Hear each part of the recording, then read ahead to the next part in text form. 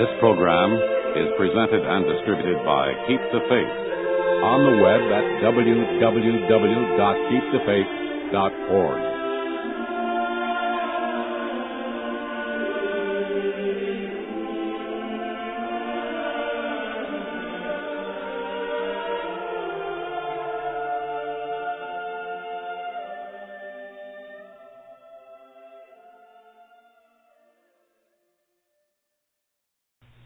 There's an old saying that actions speak louder than words, and how very, very true this is.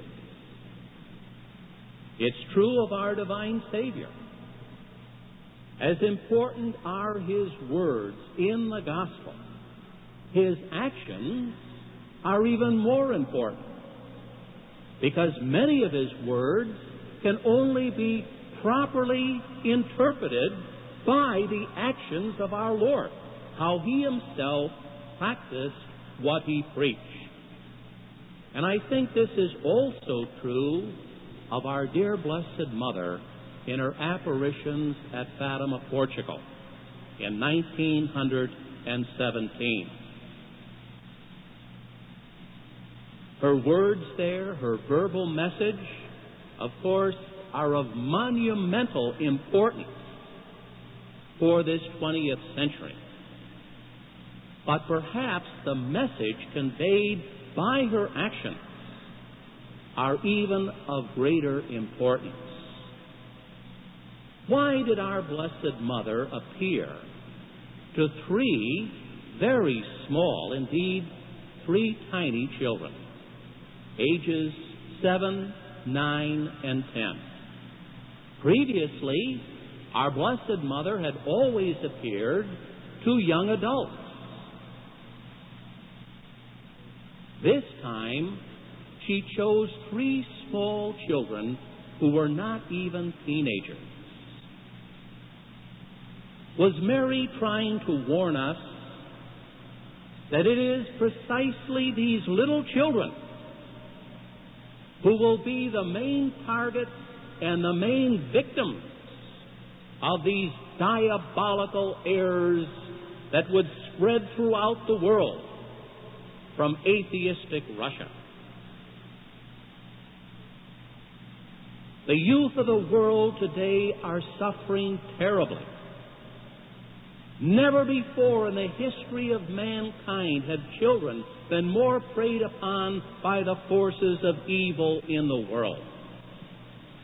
And this is a problem not only here in the United States, and I'm sure every family here has lost at least one son or daughter to the faith, to drug addiction, to alcoholism, to promiscuity, to unwed pregnancies, to venereal disease, has lost at least one, and I've talked to families who have lost all their children. And not just here in the United States, this problem is worldwide. It's going on in Japan. It's going on in Europe. It's going on even in Poland, the most Catholic and dedicated country in the world. Even their children are suffering from these moral perversions. And children are suffering not only from bad homes and broken homes, children from good homes are suffering. Children with hard-working parents who have sacrificed to give them a Catholic education. Even these children are falling into drug addiction, alcoholism, venereal disease, promiscuity, you name it. Our children, indeed the youth of the world, are in the front lines of the greatest war of evil that has ever been waged against the children of the world. And tens of thousands, millions of them, are suffering terribly.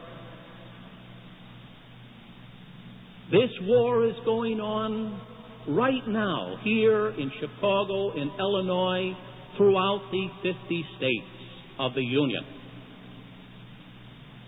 And to get an idea of the magnitude of this assault against young people, All we have to do is count the casualties. Today, drug pushing is the biggest industry in the United States. The most lucrative industry in America today is drug selling.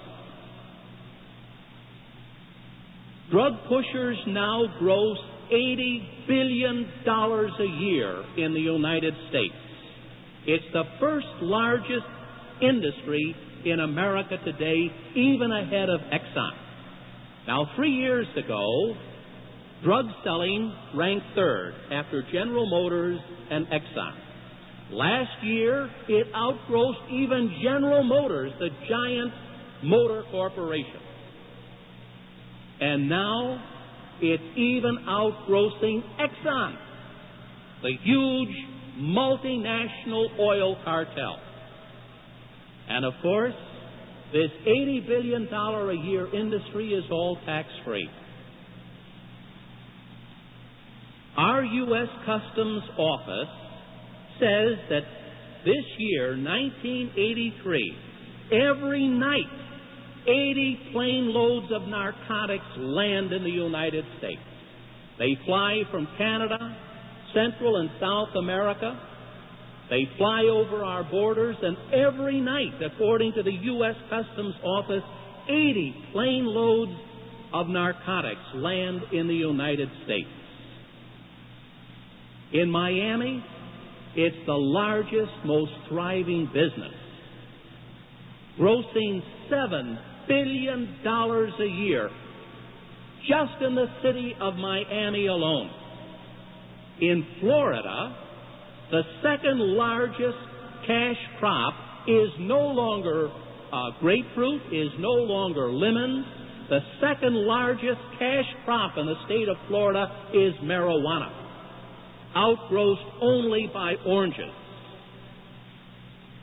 But already in the state of Hawaii, marijuana is the largest cash crop, as well as in California. Marijuana is grossing more than oranges from California.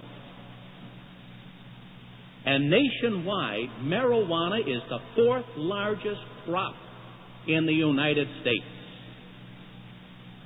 In December of '78, the distinguished commentator Edwin Newman posted a special report on NBC about the drug problem in America today. Mr. Newman pointed out that America is being flooded with marijuana. Dope smugglers with high-powered, high-speed boats every night run out from the coast of Florida. They meet these transports that are laying off our territorial waters there. They pick up a load of narcotics and smuggle it back into Florida. They interviewed some of these smugglers who make $80,000 a night. They're often arrested. They couldn't care less. Their boats are confiscated. They couldn't care less. They go out and buy a bigger and faster boat, and the next night they're back out there smuggling dope into America. You heard of that famous racketeer who was caught as a drug peddler? Bail was set at $1 million in Florida. He paid the bail in cash and flew back to South America. That's how much money these drug pushers have in the United States. Mr. Edwin Newman interviewed high schoolers who openly admitted to smoking pot. He says that 60% of high schoolers have experimented with marijuana, and 4 million were already addicts. 4 million high school students were already addicted to marijuana. And Mr. Newman pointed out, and again I'm quoting, teenagers are completely misinformed about the harmful effects of smoking marijuana. The truth is being kept from them. It's being censored from our press. They're not warning our youngsters of the harmful, not only psychological, but physiological effects to brain cells that are caused by smoking marijuana.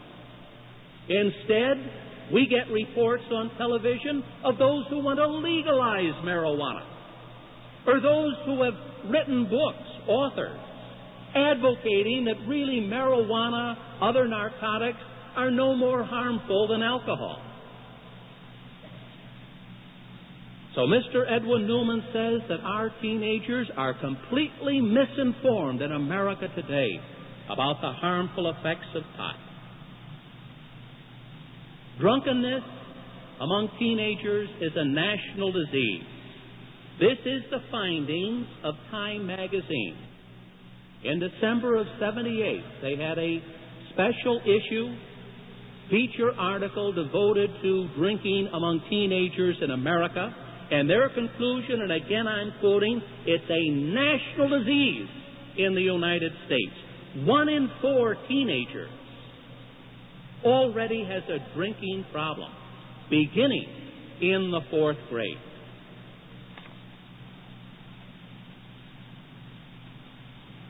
Pornography is another major industry in America, preying, perverting our children.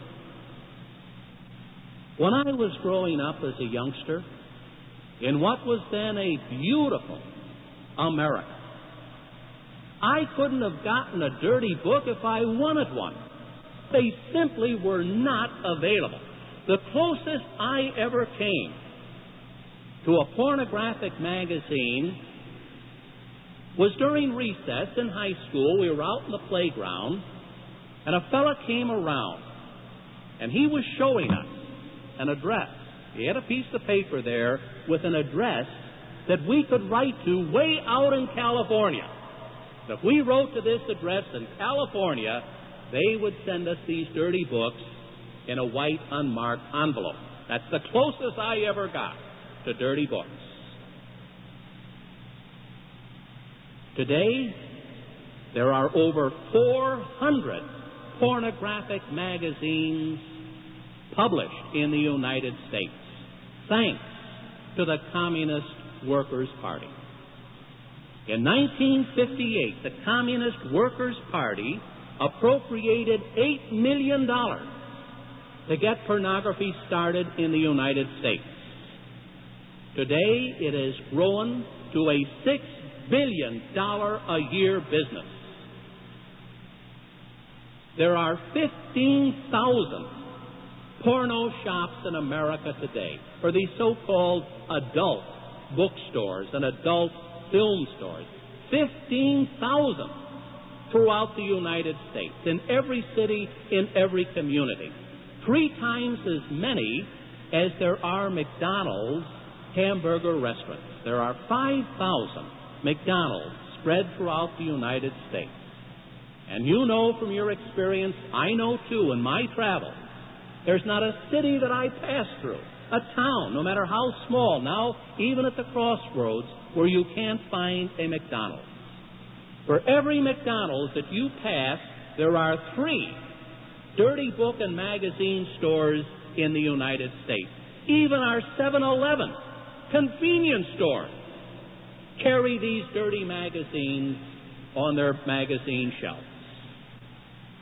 And now Hugh Hefner, who started this so-called new morality — this is not new morality, this is the old morality of pagan Rome, pagan Greece, and pagan Persia. There's nothing new about this.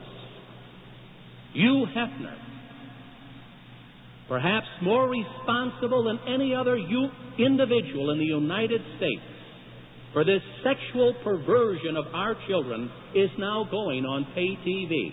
He has a special Playboy channel in which pornography, nudity, perversion, and promiscuity will not only be graphically portrayed, but glorified in our own living rooms and through our own TV sets. This has sparked this so-called sexual revolution in the United States. Promiscuous sex, of swinging.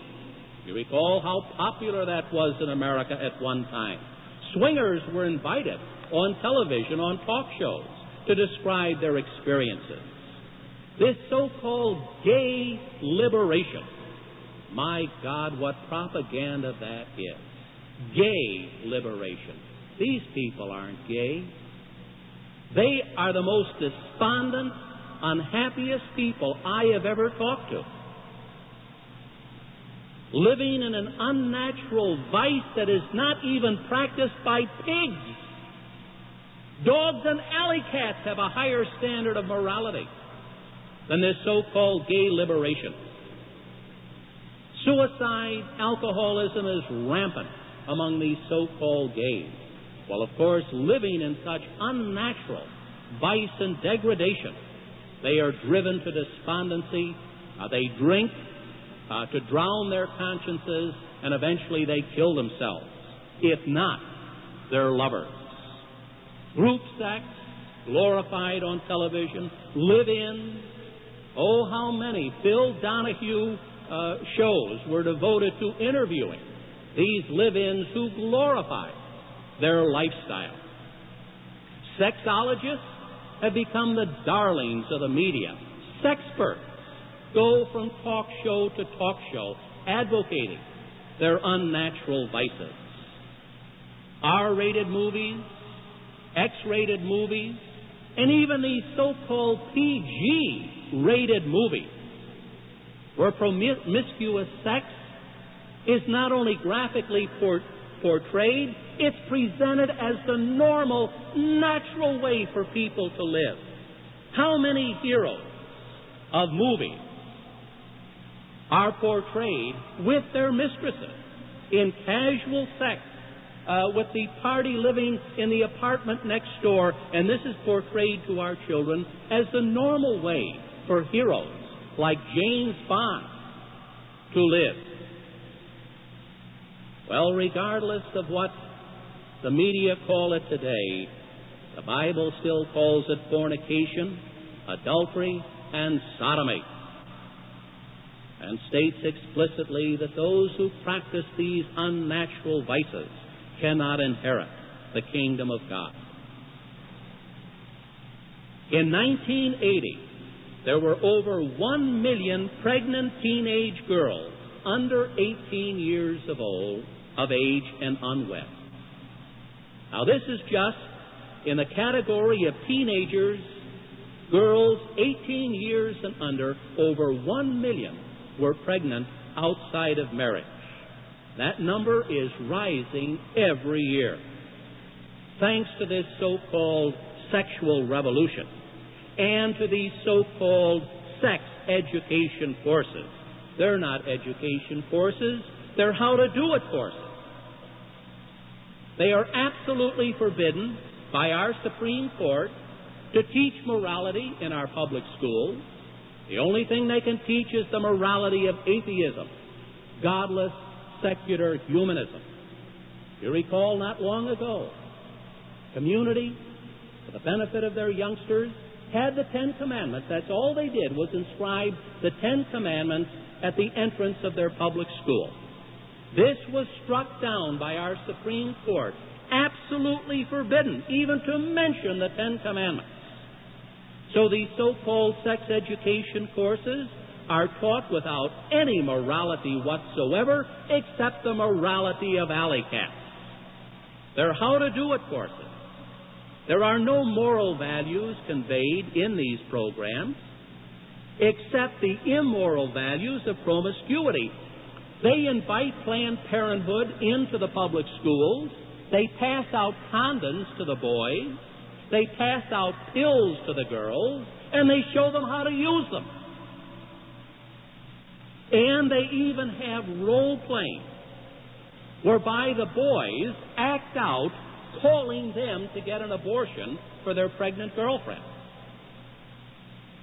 That if the pills and condoms they pass out don't work, well, you can always come to Planned Parenthood for an abortion. They run the largest abortion mills in America today.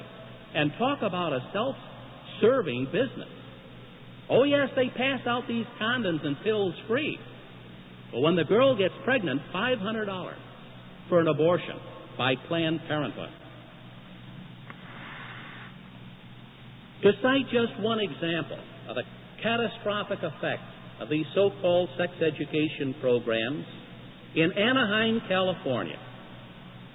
Many of you are familiar with Anaheim. It's where Disneyland is. It's in Orange County, just outside of Los Angeles.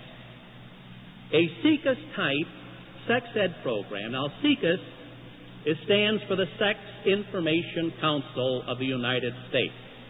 It's run by Dr. Mary Calderoni. Perhaps you saw Dr. Calderoni on the Phil Donahue show. This woman, over national television, actually advocated parents helping their 2-year-old infants to masturbate. And these are the sex perverts that are being invited into our public schools to teach sex to our children. Well, a SECUS-type sex ed program was introduced in the freshman year. By the time those freshmen graduated, 3 years later, over half the senior class was pregnant. 308 girls were pregnant in that one high school in Anaheim, California, thanks to the SECUS, Sex Education, How to Do It program. The Orange County Health Department publicly announced that venereal disease in Orange County was now out of control. Thanks to the promiscuity fostered by sex education, venereal disease was a scourge. It was out of control. There was nothing they could do to stop it in Orange County, California. And this situation exists throughout the United States. Venereal disease is no longer an epidemic in America. It's a pandemic. It's an epidemic that is out of control in the United States. Yet do we hear of this over our so-called courageous, investigative reporting media? No, all we hear are the hoped-for cures for genital herpes. Every year, 2.5 million teenagers come down with venereal disease in our country. And most of it today is incurable. Genital herpes is a virus. There is no antibiotic for it. It's a lifelong disease. 20 million Americans today have genital herpes. And every year, 500,000 more come down with genital herpes. It is such a pandemic in America today that group sex and one-night stands are no longer glorified in our media. Promiscuous youth are scared to death today of these one-night stands. They wouldn't listen to the law of God, but the scourge of nature has awakened them to the unnatural vices in which they are engaging. So what is the solution? Less sex? No. The solution is more sex with children. These perverts are now preying upon our children in the hope that they will not contract genital herpes. They're scared to death to have promiscuous sex with adults, so now they're preying upon little children. According to the United States Department of Justice, over 1 million children between the ages of 5 and 12 will be a victim of sexual molestation this year alone. In 1983, according to our Department of Justice, 1 million children will be sexually abused by adults. This is why there's so much homosexuality in America today. The chief cause of homosexuality, boys and girls aren't born this way. This is not innate, as the propaganda is trying to tell us today. This is an acquired habit, and it's acquired by being abused as children, by being sexually molested as children. Instills this twisted sexual orientation in children. Every minute, 2 more children are going to be subjected to sexual exploitation in the United States. In the course of this 20-minute conference, 40 more children in America will be perverted by sexual exploitation. And across the country, these child molesters are actually organizing to spread their perversion. Groups calling themselves Childhood Sexual Circle, or they're calling themselves the North American Man-Boy Love Association, to legitimize preying and molesting sexually little boys. They're even trying to promote incest today, which they call the last taboo. Incest is being promoted today, and men's magazines are filled with stories of, quote, loving dads who initiate their daughters into the, quote, beauty of father-daughter sex. You wonder if pagan Rome was this bad. Children are running away from home today by the millions. Every year, nearly 1 million children, according to President Carter when he gave that State of the Family address during his term of office, he estimated from government records that nearly 1 million children run away or disappear, are kidnapped by child molesters from their home every year in the United States, and most of these children end up in prostitution and child pornography. A social worker in New York City, Sin City,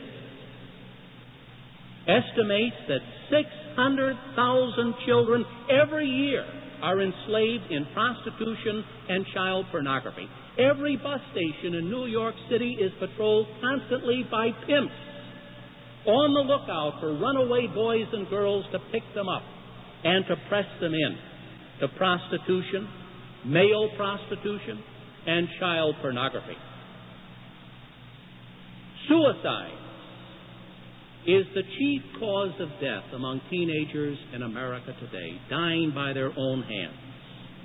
In 1981, the last year for which we have statistics, 35,000 teenagers committed suicide, died by their own hand, and this figure may be as high as 100,000 teenagers if accidents are included.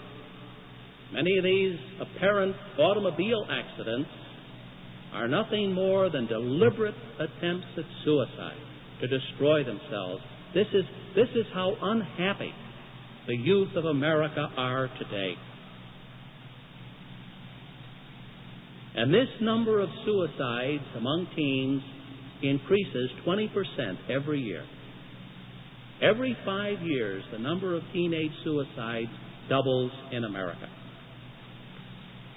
Just recently, Dr. James Strain, who is the president of the American Academy of Pediatrics, said right here in Chicago, and I'm quoting, "Teenage suicide, alcoholism, and drug abuse have grown to such epidemic proportions that living to adulthood may be an unrealistic expectation for many young people in America today." For many of our children, hoping to live to adulthood to the age of 21, for many of them it's simply an unrealistic expectation in our country today. Every year throughout the world there are 50 million abortions. 50 million human beings, preborn babies, are butchered in their mother's womb. And the United States accounts for anywhere between 1 and 2 million babies. Preborn babies are killed literally butchered in their mother's womb or scalded to death by a saline solution. They're poisoned to death in their... Today, 7 out of every 10 children come from broken homes. Only 3 children out of 10 in America today can come from a home in which they can hope to experience the love of a father and a mother.